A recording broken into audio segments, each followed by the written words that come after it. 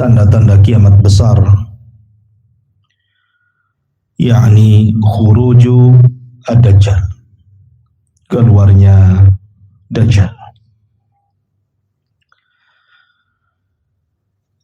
Di zaman Nabi Sallallahu Alaihi Wasallam, Nabi Sallallahu Alaihi Wasallam terus mengingatkan para sahabat akan kemunculan Dajjal. Ya, karena Nabi Sallallahu Alaihi Wasallam khawatir kalau seandainya Dajjal itu muncul sementara Nabi Sallallahu Alaihi Wasallam sudah meninggal, maka setiap manusia harus menghadapi Dajjal masing-masing. Dan kita tahu berdasarkan banyak riwayat dari Nabi Sallallahu Alaihi Wasallam, tidak ada yang sanggup untuk melawan Dajjal kecuali orang-orang yang Allah Subhanahu wa taala rahmati, dilindungi dari fitnah Dajjal. Karena bagaimanapun Nabi Sallallahu Alaihi Wasallam bersabda, as-sa'id liman junnibal fitan. Orang yang bahagia itu adalah orang yang dijauhkan fitnah, bukan orang yang menghadapi fitnah. Maka dalam bentuk kasih sayang Nabi Sallallahu Alaihi Wasallam, sampai-sampai Nabi Sallallahu Alaihi Wasallam meminta kepada setiap orang, kalau seandainya Allah takdirkan Dajjal muncul, falyana anhu, kata Rasul, lebih baik menghindar dan jangan sampai melawannya. Karena terkadang ada orang sombong merasa dia telah beriman, ketika berjumpa dengan Dajjal dia pula yang menjadi pengikutnya. Ma'asyiral muslimin yang dimuliakan Allah Subhanahu wa taala. Akan tapi sehebat-hebatnya Dajjal, sesakti-saktinya Dajjal, tetap saja Dajjal adalah makhluk Allah. Dia bukan Tuhan. Dia manusia sama dengan kita. Dia adalah Bani Adam. Dia dilahirkan dari seorang ibu. Artinya bahwa sehebat-hebatnya Dajjal pun dia adalah makhluk yang diciptakan Allah Subhanahu wa taala. Banyak kekurangan, banyak kelemahan. Abu Sa'id Al-Khudri radhiyallahu anhu ketika menceritakan di zaman Nabi Sallallahu Alaihi Wasallam, ada seorang laki-laki min talabul ilmi, termasuk dari talabul ilmi, anak muda yang saleh, anak muda yang bertakwa kepada Allah Subhanahu wa taala.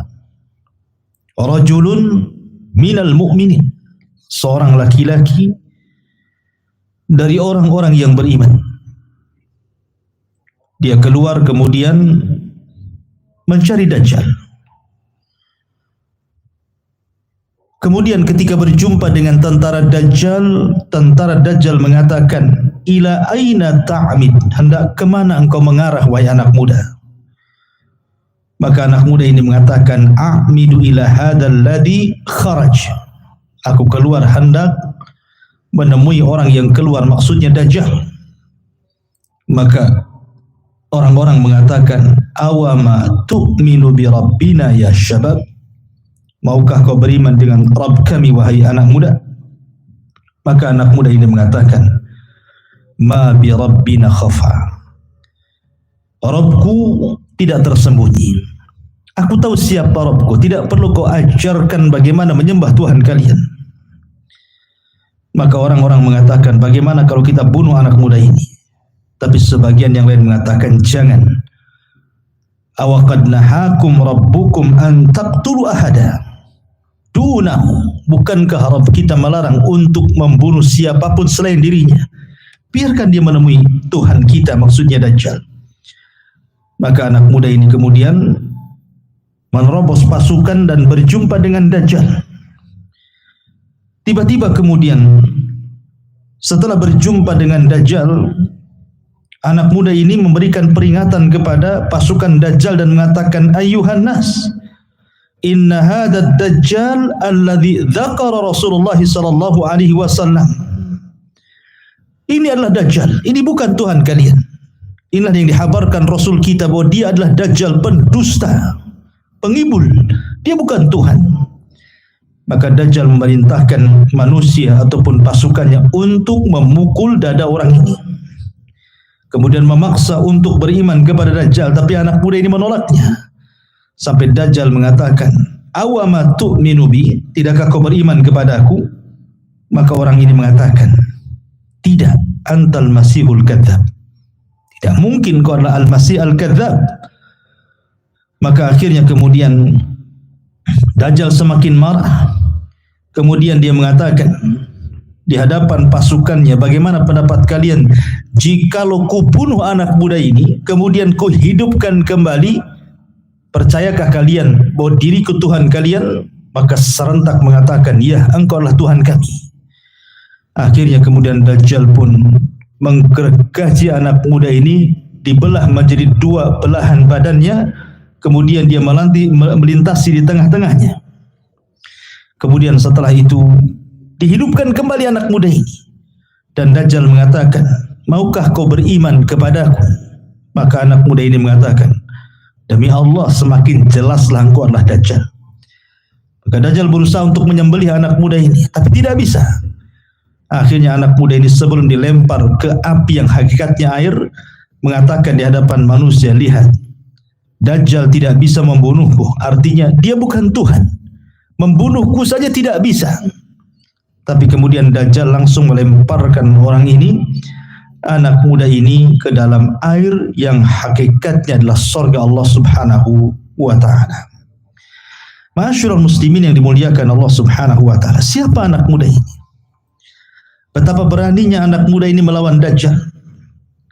Ada yang mengatakan bahwa anak muda ini adalah anak muda dari keturunan Bani Tamim. Karena Nabi SAW bersabda, ketika bicara tentang Bani Tamim, Rasul mengatakan, hum asyaddu ummati ala Dajjal. Mereka adalah Bani Tamim, orang yang paling keras permusuhannya kepada Dajjal. Kemudian dikatakan wajaat sadaqatuhum, ketika datang sedekah dan zakat mereka kepada Rasul dari Bani Tamim, Rasul mengatakan, hadihi sadaqatu qaumina, inilah sedekah kaum kami. Wa kanat sabiyatu minkum inda Aisyah faqala a'tikha fa innaha min waladi Ismail. Ketika ada seseorang tawanan dari Bani Tamim, maka Rasul mengatakan kepada Aisyah Ummul Mukminin, merdekakan, karena dia termasuk anak dari keturunan Ismail. Artinya bahwa Bani Tamim dalam hadis ini yang pertama adalah orang yang paling keras melawan Dajjal. Yang kedua, dia dinasabkan kepada keturunan Nabi SAW karena berjumpa dengan Ilyas ibn Mudhar. Kemudian yang ketiga, nasabnya dinisbatkan kepada keturunan Ismail. Dari sini ada kemuliaan Bani Tamim. Tapi yang saya ingin katakan bahwa ada kemungkinan bahwa yang dimaksud anak muda yang keras dengan Dajjal ini adalah anak muda dari Bani Tamim yang akan keluar di akhir zaman. Tapi juga ada kemungkinan anak muda yang lain yang beriman kepada Allah Subhanahu wa ta'ala. Wallahu a'lam bishawab. Mudah-mudahan kita dijauhkan dari fitnah Dajjal. Subhanakallah bihamdika, asyhadu an la ilaha illa anta, astaghfiruka wa atubu ilaik.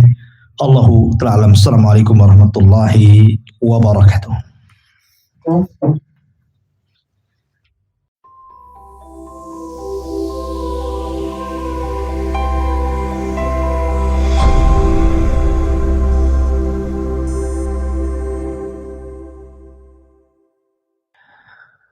Ma'asyiral muslimin yang dimuliakan Allah Subhanahu wa ta'ala. Salah satu bentuk dari luasnya rahmat Allah Subhanahu wa ta'ala kepada hamba-hambanya, bahwa Allah Subhanahu wa ta'ala telah membekali setiap manusia untuk melawan kekuatan Dajjal. Kalau kita melihat hadis-hadis Nabi Shallallahu Alaihi Wasallam tentang kehebatan Dajjal, kesaktian Dajjal, sehingga Dajjal bisa memerintahkan langit untuk menurunkan hujannya, maka dia pun hujan. Memerintahkan bumi untuk tumbuh, maka dia pun tumbuh. Bahkan dia bisa memerintahkan syaitan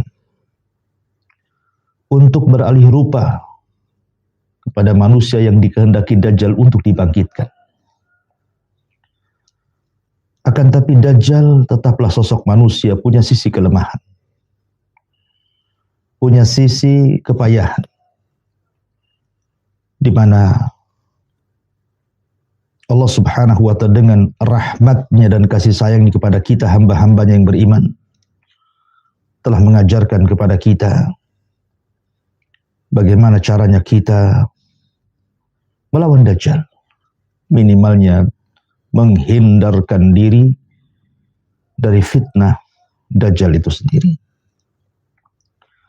Lalu usaha dan upaya apa dalam rangka melindungi kita dari fitnah yang sangat besar, yang tidak ada fitnah sejak Allah ciptakan langit dan bumi lebih besar daripada fitnah Dajjal? Yang pertama, at-tamassuk bil Islam. Berpegang teguhlah dengan Islam dengan cara belajar, thalabul ilmi, mengamalkan ilmu, mendakwahkan ilmu, dan sabar ketika mendakwahkan ilmu. Karena hanya dengan ilmu kita bisa melawan Dajjal. Kalau orang tidak tahu tentang ilmu, bahkan kepada pengetahuan akan Dajjal, bagaimana kita tahu si fulan Dajjal atau bukan Dajjal? Yang bisa membedakan si fulan Dajjal atau tidak Dajjal adalah ilmu. Ilmu yang diajarkan Al-Quran dan sunnah-sunnah Nabi Sallallahu Alaihi Wasallam. Ini yang pertama. Yang kedua, at-ta'awudz billahi min fitnati Dajjal. Berusaha untuk berlindung setiap hari dari fitnah Dajjal. Dan itu dilakukan ketika kita melaksanakan sholat, baik wajib ataupun sunnah. Sebagaimana sabda Nabi Sallallahu Alaihi Wasallam, apabila kalian membaca tasyahud, maka akhirilah dalam tasyahud itu dengan perlindungan dari 4 perkara. Setelah Anda membaca tahiyat, kemudian syahadat, kemudian salawat, maka berlindunglah kepada Allah dari 4 perkara. Allahumma inni a'udzubika min adzabi jahannam, wa min adzabil qabri, wa min fitnatil mahya wal mamat, wa min syarri fitnatil masihid dajjal. Ya Allah, aku berlindung kepadamu dari azab jahannam, azab kubur, fitnah kehidupan dan kematian, dan dari buruknya fitnah al-masihid dajjal. Jadi yang kedua, setiap hari kita berlindung kepada Allah dari fitnah Dajjal pada setiap solat yang kita lakukan. Kemudian yang ketiga, bacalah surah Al-Kahfi. Baik 10 awal ataupun 10 akhir. Dan dari sekarang hafalkan. Mungkin setiap 1 minggu 1 ayat, atau 1 hari 1 ayat. Karena Nabi Shallallahu Alaihi Wasallam mengatakan, man adrakahu minkum falyaqra alaihi fawatiha suratul kahfi. Maka barang siapa yang mendapati Dajjal di hadapan kalian, bacalah awal-awal surah Al-Kahfi. Dalam riwayat, bacalah akhir-akhir 10 akhir surah Al-Kahfi. Karena ada alasan kenapa mesti surah Al-Kahfi. Bukankah di sana ada surah Al-Baqarah, ada Al-Imran, ada An-Nisa, dan surat-surat yang lainnya? Kenapa mesti Al-Kahfi? Nanti ada pembahasan sendiri. Kenapa mesti surat Al-Kahfi? Kemudian yang nomor 4, sukna Makkah wal Madinah. Kalau kita ingin selamat dari fitnah Dajjal, tinggallah di kota Mekah ataupun di kota Madinah. Karena dua tempat ini tidak mungkin dimasuki Dajjal.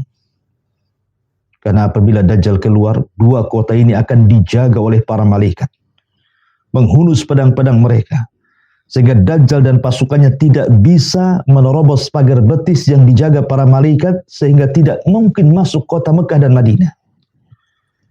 Makanya Nabi SAW ketika mendengar bahwa Dajjal tidak bisa masuk ke kota Madinah, sementara di tangannya dia membawa tongkat yang memukulkan ke bumi dan mengatakan, hadhihi tayyibah, hadhihi tayyibah. Inilah bumi yang sangat indah, yang sangat baik, yang sangat indah dan sangat baik. Kemudian yang nomor 5, ajarkan pengetahuan Dajjal sejak dini. Ceritakan Dajjal kepada anak-anak kita. Ceritakan Dajjal kepada bayi-bayi kita, anak-anak didik kita. Jadikan lagu sebelum tidur mereka. Ceritakan Dajjal kepada mereka.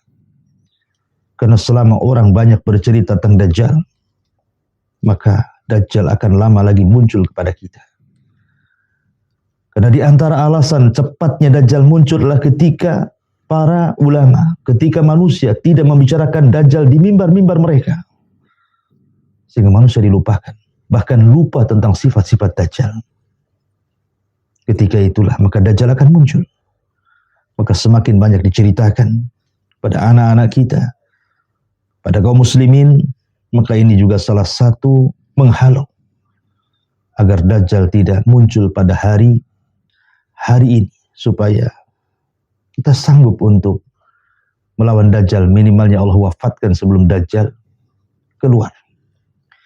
Kemudian yang nomor 6, kalau memang betul kita hidup di zaman Dajjal dibangkitkan, di zaman Dajjal keluar, kemudian kita berjumpa dengan Dajjal, apa yang terjadi? Kata Nabi SAW, man sami'a bid-Dajjal falyan'a anhu. Sebaiknya barang siapa yang mendengar bahwa di sana Dajjal telah keluar, menyingkir, jangan berusaha untuk mendatanginya. Fa wallahi innar rajula la ya'tihi. Sesungguhnya demi Allah, ada seorang laki-laki yang merasa sanggup untuk melawan Dajjal. Dia datangi Dajjal. Wa huwa yahsibu annahu mu'min. Dia sangka dia beriman kepada Allah. Apa yang terjadi? Fayatba'uhu mimma yub'atsu bihi minasyubhat. Tiba-tiba dia menjadi pengikut Dajjal karena banyaknya syubhat yang didatangkan Dajjal kepadanya. Kemudian juga yang nomor 7, asyurbu awil wuqufi narid Dajjal. Kalau seandainya Dajjal, memang tidak bisa lagi kita berhadapan dengan Dajjal, sementara Dajjal membawa api dan juga air, maka hendaklah kita meminum ataupun masuk ke dalam api yang dibawa Dajjal. Karena sungguhnya api hakikatnya surga dan air adalah hakikatnya neraka. Dan apabila hendak masuk ke dalam api tersebut, pejamkan mata kita. Sebagaimana sabda Nabi SAW, wal yughmid ainaihi, pejamkan kedua matanya, masuklah ke dalam api. Karena hakikatnya api itu adalah surga dan air itu adalah neraka, na'udzubillah. Kemudian nomor 8, berusaha untuk mengenal nama-nama Allah dan sifat-sifatnya. Karena Nabi SAW ketika membedakan antara Dajjal dan sifat-sifat Allah, kata Nabi SAW, fa inna Dajjal a'war wa inna rabbakum laisa bi'awar. Dajjal itu buta sebelah dan Rabb kalian tidak buta sebelah. Artinya dengan mengenal sifat-sifat Allah, maka kita akan mengetahui sifat-sifat Dajjal. Karena sifat Dajjal kebalikan daripada sifat Allah. Dan yang terakhir tentunya, kalau kita hidup di zaman itu, di zaman ketika Allah Subhanahu wa ta'ala keluarkan fitnah terbesarnya, maka bergabunglah dengan kelompok kaum muslimin yang dipimpin oleh Al-Mahdi Al-Muntadhar dan juga Isa bin Maryam. Karena hanya 2 orang inilah juru selamat yang bisa menyelamatkan kita dari fitnah yang sangat dahsyat, khurujud Dajjal, munculnya Dajjal. Dan inilah 9 perkara kita bisa selamat dari fitnah Dajjal. Dan ini bentuk rahmat Allah subhanahu wa ta'ala kepada kita, memberikan solusi terbaik di saat fitnah Dajjal dimunculkan oleh Allah subhanahu wa ta'ala, yang dikhawatirkan seluruh para nabi dan rasul, sampai kepada Nabi SAW khawatir kalau seandainya Dajjal keluar sementara dia sudah tiada. Mudah-mudahan yang sedikit ada manfaatnya. Subhanakallah bihamdika, asyhadu an la ilaha illa anta astaghfiruka wa atubu ilaik. Allahu ta'ala. Assalamualaikum warahmatullahi wabarakatuh.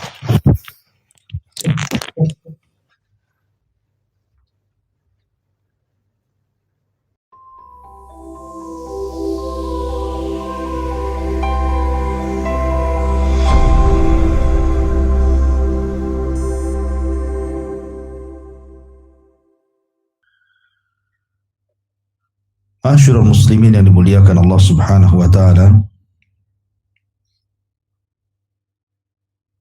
kita masih bicara tentang tanda-tanda kiamat besar. Yang pertama, khurujud Dajjal, munculnya Dajjal. Ma'asyiral muslimin yang dimuliakan Allah, pertama, Al-Mahdil Muntadhar,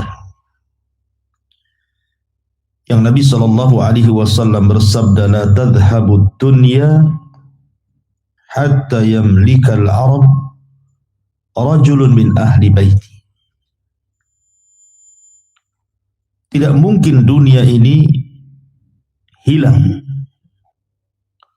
sampai Arab dikuasai seorang laki-laki dari keturunanku, kata Rasul.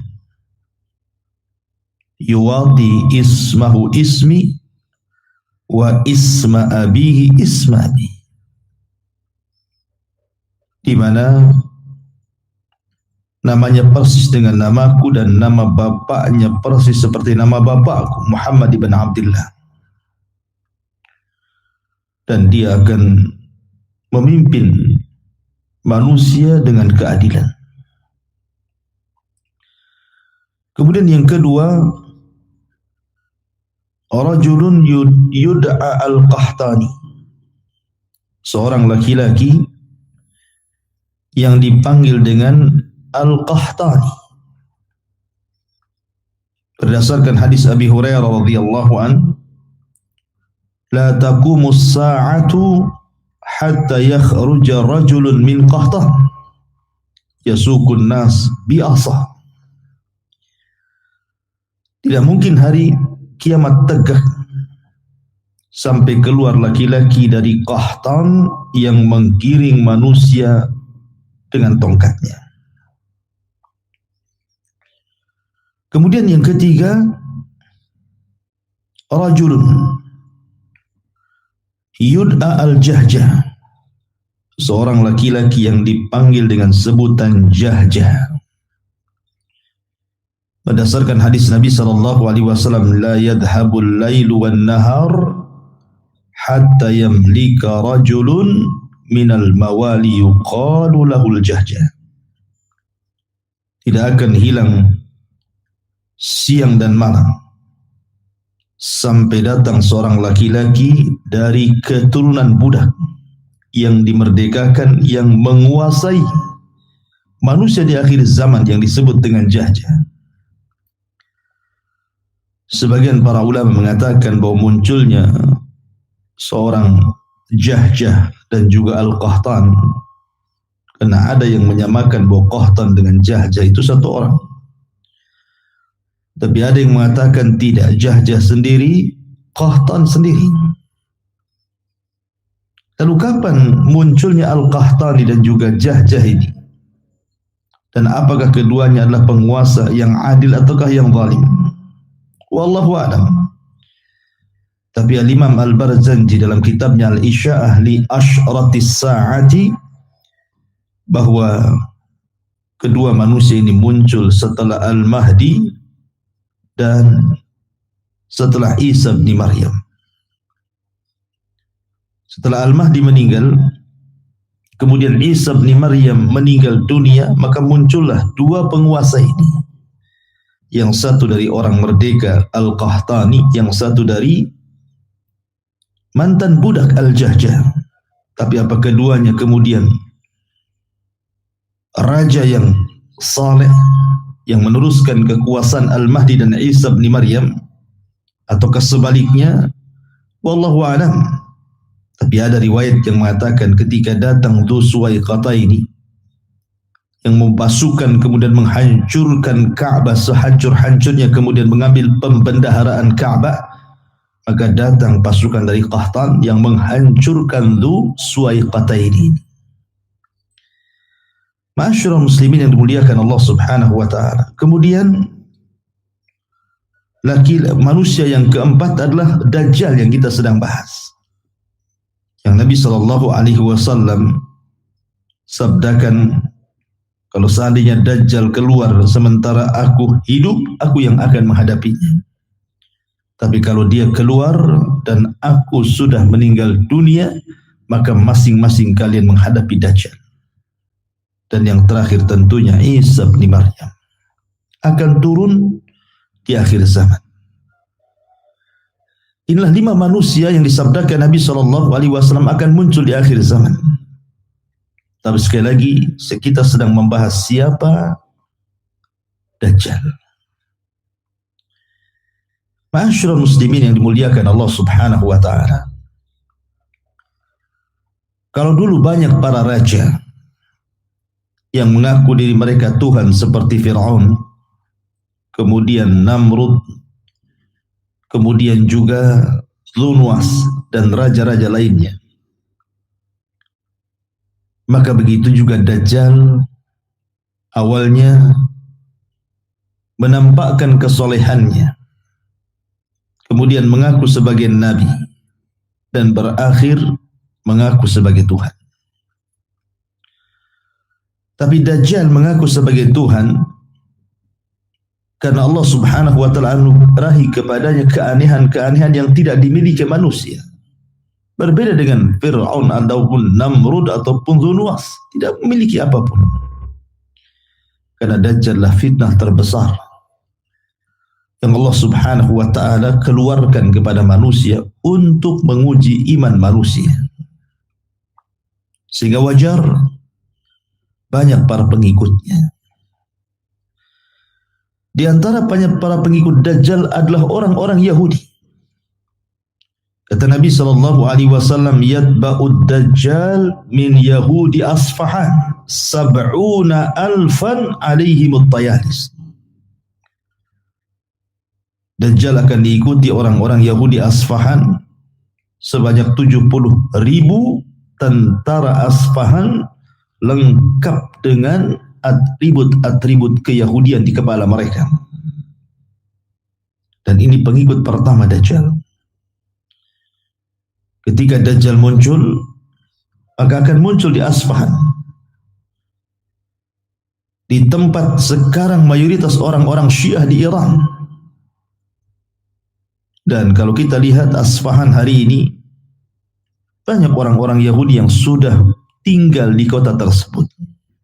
Seolah-olah ada isyarat bahwa apa yang disabdakan Nabi SAW sebuah kebenaran. Ya, karena Nabi SAW tidak pernah berucap dengan hawa nafsunya. Nabi itu mengucapkan dengan wahyu yang diwahyukan kepadanya dari Allah Jalla fi'ula tabaraka wa ta'ala. Kemudian dengan 70,000 pasukan Yahudi, Dajjal pun akan mulai mengelilingi dunia. Tidak ada satupun tempat, tidak ada satupun tanah kecuali diinjak Dajjal, kecuali 2 kota yang Nabi SAW pernah memukulkan dengan tongkatnya dan mengatakan hadhihi tayyibah, hadhihi tayyibah, inilah negeri yang baik, inilah negeri yang baik, maksudnya Madinah dan juga Mekah Al-Mukarramah. 2 kota ini dibentengi para malaikat. Tapi dari 2 kota ini keluar para munafikun. keluar orang-orang kufar. Sebutkan dalam hadis Nabi sallallahu alaihi wasallam, laisa min baladin illa sayatauhu dajjal illa Makkah wal Madinah. Tidak ada satu jengkal di bumi kecuali Dajjal akan menginjaknya, kecuali Mekah dan Madinah. Karena Dajjal tidak bisa masuk ke dua kota ini, Dajjal pun kemudian emosi dan marah. Maka kemudian Dajjal pun menginjakkan kakinya, menghentakkan kakinya ke bumi. Maka terjadi gempalah di dua kota tersebut, sehingga beruntuhan di mana-mana. Para penghuninya ketakutan, kecuali orang-orang yang beriman. Kata Nabi SAW, ketika terjadi 3 gempa akibat 3 hentakan kaki Dajjal ke bumi, yakhruju ilaihi minha kullu kafirin wa munafiq. Tiba-tiba keluar dari 2 kota tersebut orang-orang kafir dan orang-orang munafik. Dan kedua kelompok ini akan bergabung dengan Dajjal. Kecuali orang-orang yang ikhlas, orang-orang yang bertakwa, orang-orang yang beriman, yang tetap tinggal di 2 kota tersebut. Karena mereka yakin hanya 2 kota itulah yang bisa mengamankan mereka dari fitnah Dajjal. Kemudian Dajjal ketika tidak bisa memasuki kota Mekah dan Madinah, tetapi mendapatkan para pengikut dari orang-orang munafik yang bertinggal di kota Mekah dan Madinah, akhirnya keluar dan mengikuti Dajjal. Dajjal mulai keliling ke daerah-daerah di sekitar Arab. Sampai-sampai Nabi SAW kemudian menjelaskan di antara fitnah kepada orang-orang Arab, orang-orang Badui Arab, orang-orang di luar Mekah dan Madinah. Dajjal akan keliling di antara mereka, kemudian menampakkan kesaktiannya, keanehan dan kehebatannya, bisa menghidupkan orang mati. Kata Nabi SAW, inna minal fitnati an yaqula lil a'rab. Sungguhnya di antara fitnah Dajjal adalah Dajjal berkata kepada orang-orang Arab Badui itu, bagaimana pendapat kalian imba'astu laka abaka wa ummak? Kalau kuhidupkan bapakmu, kalau kuhidupkan ibumu, atashhadu anni rabbuk, maukah kau bersaksi aku Rabbmu? Fayaqulu na'am. Maka orang-orang Arab jahil pun mengatakan ya. Fayumathilu lahu syaitan. Fayumathalu lahu syaitanu syaitanani fi surati abihi wa ummi. Maka akan dibentukkan padanya 2 syaitan pada bentuk ibunya dan juga bapaknya. Kemudian setelah syaitan membentuk ayah dan ibunya, tiba-tiba syaitan mengatakan kepada anaknya, ya bunai, wahai anakku, ikuti orang ini, fa innahu rabbuk, karena dia adalah Rabb. Setelah berhasil kemudian memurtadkan orang-orang Arab yang jahil dan menjadi pengikut Dajjal berikutnya, maka Dajjal akan berlari ke tempat lain, ke arah Asia, dan akan banyak pengikutnya dari kalangan yang disifatkan Nabi SAW wajah-wajah mereka bulat, mata mereka sipit, dan mereka memiliki postur seperti orang-orang Asia. Siapa mereka?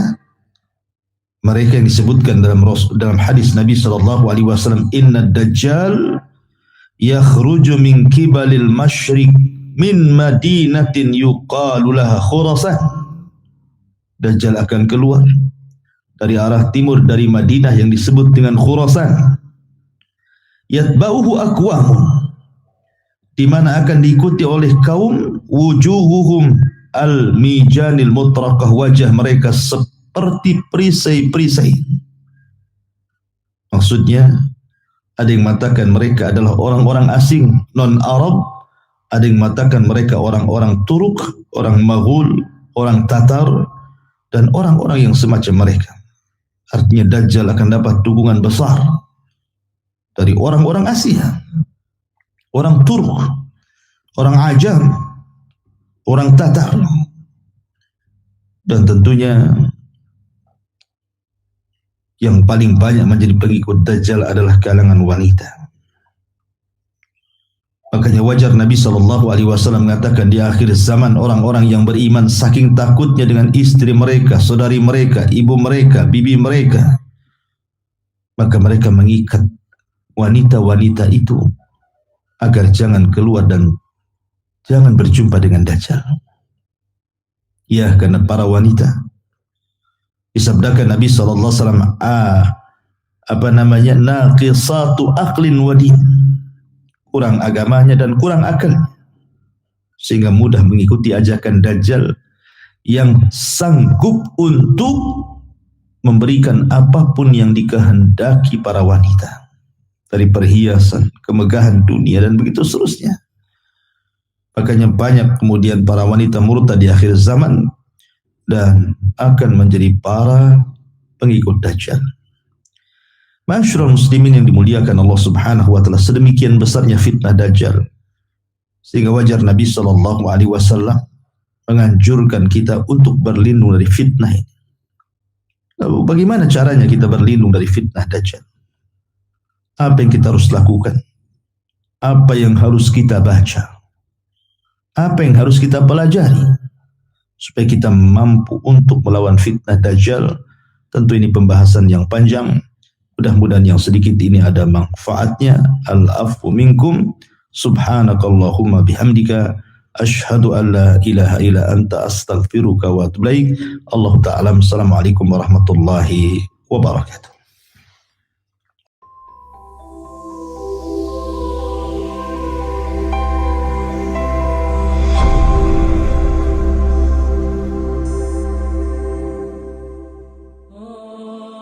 Bismillahirrahmanirrahim. Assalamualaikum warahmatullahi wabarakatuh. Sahabat yang beriman, kehadiran Dajjal ke muka bumi pada saat hari kiamat tiba akan menjadi puncak dari munculnya fitnah paling besar dan mengerikan di muka bumi ini. Bagi manusia yang tidak teguh hati untuk beriman kepada Allah Subhanahu wa taala, ia akan dengan mudah menjadi pengikutnya. Lantas, siapa saja yang nanti akan menjadi para pengikut Dajjal? Benarkah kaum wanita menjadi salah satu pengikut terbesar Dajjal? Untuk lebih jelasnya, mari kita simak hadis Rasulullah SAW berikut ini. Kebanyakan pengikut Dajjal adalah orang Yahudi dan kaum wanita. Hadis riwayat Ahmad. Kita perlu mewaspadai, jika Dajjal banyak diikuti oleh kaum wanita, artinya Dajjal memiliki sesuatu yang menjadi daya tarik bagi wanita. Dajjal akan turun ke Mirqanah, nama sebuah lembah, dan mayoritas pengikutnya adalah kaum wanita. Sampai-sampai ada seseorang yang pergi ke istrinya, ibunya, putrinya, saudarinya, dan bibinya, kemudian mengikatnya karena khawatir keluar menuju Dajjal. Hadis riwayat Ahmad. Selain wanita, pengikut Dajjal lainnya adalah dari kaum Yahudi non-Arab bangsa Turk. Dari Anas bin Malik, Rasulullah SAW bersabda, yang mengikuti Dajjal adalah orang Yahudi dari Asbahan, Iran, dan jumlahnya ada 70.000 orang dan mereka memakai tilsan yang menutup pundak dan badan. Hadis riwayat Muslim. Di kalangan orang Yahudi, Dajjal dikenal dengan Al-Masih bin Daud. Dilihat dari kitab Al-Yaumil Akhir Al-Qiyamatus Sugro halaman 244. Dalam riwayat Bukhari dari Abu Hurairah, Rasulullah SAW bersabda, tidak akan terjadi hari kiamat hingga kalian memerangi satu kaum yang sandal-sandal mereka terbuat dari bulu, dan kalian memerangi bangsa Turk yang bermata sipit, berwajah merah, hidungnya pesek, wajah-wajah mereka seperti tameng yang dilapisi kulit. Hadis riwayat Bukhari. Akan tetapi, orang Arab dan Muslim pun juga akan menjadi pengikut Dajjal. Mereka terkena sihir Dajjal karena hanya membaca Al-Quran sebatas tenggorokannya saja, tidak sampai menghayati ke dalam hatinya. Di antara fitnah Dajjal adalah ia akan berkata pada orang Arab, "Bagaimana menurutmu jika aku membangkitkan ayah dan ibumu, lalu engkau bersaksi bahwa aku adalah Rabbmu? Apakah engkau mau?" "Iya, mau," jawab orang Arab tersebut. Lalu dua setan menyerupai bentuk ayah dan ibunya. Lantas keduanya berkata, "Wahai anakku, ikutilah dia, yaitu Dajjal, karena dia adalah Rabbmu." Hadis riwayat Ibnu Majah. Akan muncul suatu kelompok yang membaca Al-Quran tetapi tidak sampai pada tenggorokan mereka. Setiap kali muncul, mereka dibasmi habis hingga keluar pada pasukan besar mereka, Dajjal. Hadis riwayat Ibnu Majah. Lalu bagaimanakah ciri-ciri kebanyakan wanita yang akan jadi pengikut Dajjal seperti yang tadi disebutkan? Berikut adalah 10 ciri wanita pengikut Dajjal di akhir zaman yang perlu diketahui agar wanita bisa memperbaiki diri agar terhindar menjadi pengikutnya.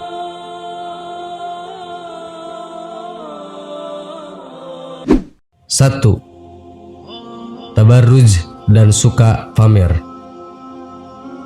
Tabarruj adalah wanita yang suka memamerkan atau melihatkan perhiasan mereka, suka dan terlena dengan dunia, dan bersenang-senang karena dorongan hawa nafsu dunia yang besar, melupakan dan berpaling dari akhirat yang menjadi dunia yang sesungguhnya. Oleh karena itu, kita harus tahu cara menghindari sifat ria atau sifat pamer ini. 2. Berpakaian tapi telanjang, yaitu wanita yang berpakaian ketat, membentuk dan menonjolkan lekuk tubuh, mengenakan bahan pakaian yang tipis dan transparan, serta pakaian yang tidak menutup auratnya dengan baik. Wanita yang berpakaian seperti ini menjadi ciri-ciri wanita pengikut Dajjal, sementara wanita dalam Islam diwajibkan untuk menutup auratnya. 3. Kufur kepada suami. Masih sering mengumpat dan tidak bersyukur kepada suami atas apa yang telah diberikan? Hati-hati, karena ini termasuk pada salah satu ciri wanita yang menjadi pengikut Dajjal. Padahal, kewajiban wanita setelah menikah itu harus taat pada suami, memperlakukan suami dengan baik dan menjaga kehormatan suami. 4. Wanita yang meninggalkan sholat. Kewajiban utama kita sebagai umat Islam adalah melakukan ibadah sholat 5 kali sehari. Wanita yang sering meninggalkan sholat dan mengacuhkan seruan azan, maka termasuk pada pengikut Dajjal sebagai penghuni neraka. Tidak hanya untuk wanita saja, namun juga untuk laki-laki. 5.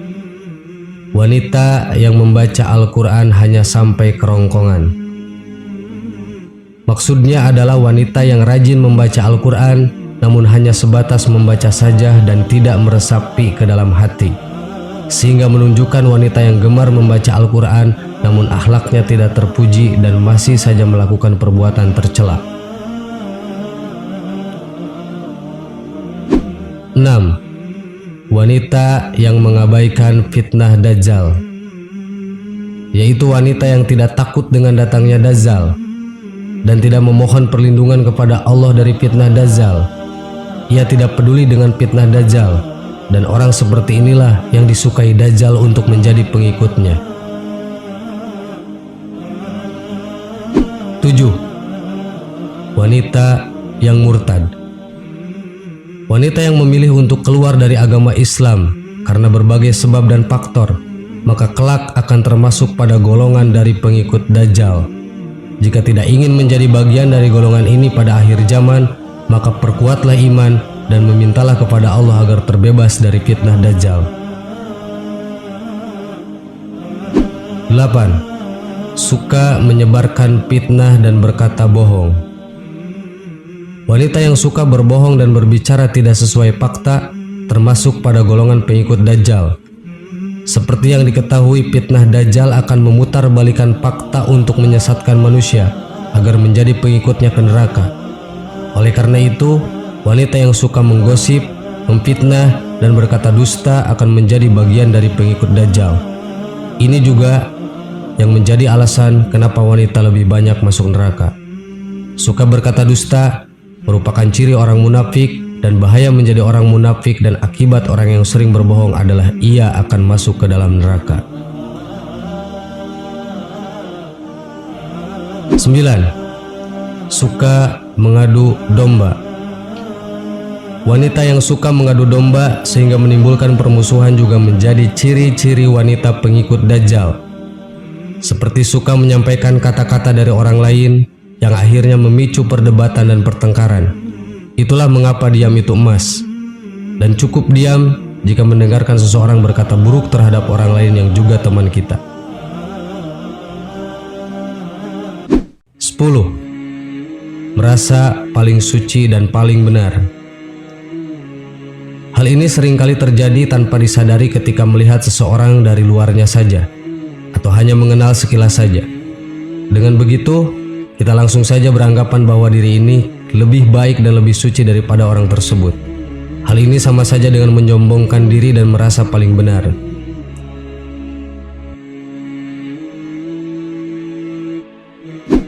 Sahabat yang beriman, itulah 10 ciri-ciri wanita pengikut Dajjal yang harus kita waspadai. Sebagai wanita, hendaknya kita menjauhi hal-hal yang bisa menyebabkan kita terjerat menjadi pengikut Dajjal. Cara agar tetap istiqomah adalah dengan selalu tambah keimanan dan berdoa meminta kepada Allah agar terbebas dan terlindung dari fitnah Dajjal. Wallahu a'lam. Wassalamualaikum warahmatullahi wabarakatuh.